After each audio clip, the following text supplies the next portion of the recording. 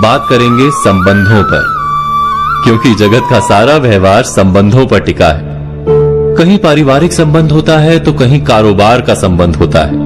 पिता पुत्र का संबंध और पति पत्नी के संबंध में अंतर प्रतीत होता है। मित्रों के संबंध में और कारोबार के संबंध में भेद दिखाई देता है, और फिर भी सभी संबंधों में एक समानता है। पहले मधुर और प्रिय लगने वाले संबंध बहुत जल्द ही कड़वे प्रतीत होने लगते हैं। क्या ऐसा नहीं होता? क्या हमारे अधिकतर संबंध बोझ नहीं बन जाते जीवन में? पर ऐसा होता क्यों है? संबंध वास्तव में क्या है? कुछ संबंध का आधार प्रेम पर होता है तो अन्य संबंध का आधार लाभ पर। फिर भी सारे संबंध अंत में टूटने क्यों लगते हैं? एक व्यक्ति जब दूसरे से बंध जाता है तो उसे बंधन कहते हैं, किंतु दो व्यक्ति जब एक दूसरे से बंधे होते हैं तो उसे संबंध कहते हैं। सम अर्थात समान और बंध अर्थात बंधन।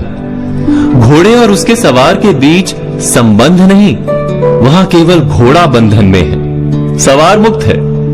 संबंध में दो व्यक्ति एक ही प्रकार से बंधे होते हैं, अर्थात प्रत्येक संबंध में दोनों व्यक्ति कुछ प्राप्त करते हैं।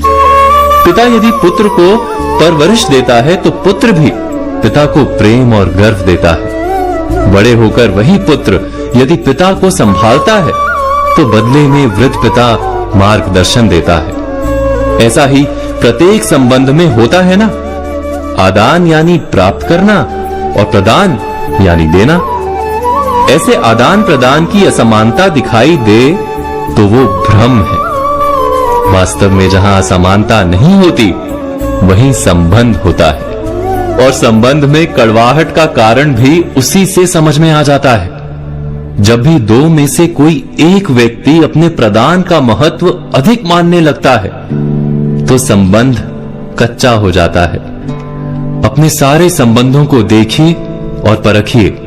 यदि कड़वाहट है तो अवश्य आप पाएंगे कि आपका अपना अहंकार बढ़ गया है। जब भी संबंध में किसी एक का अहंकार बढ़ जाता है तो वो संबंध दूसरे के लिए बोझ बन जाता है। जैसे प्रेम के लिए मांग विष है, ठीक वैसे ही अहंकार किसी भी संबंध के लिए जहर है। आशा करता हूं कि हमारा ये विषय आपके जीवन में कुछ अर्थ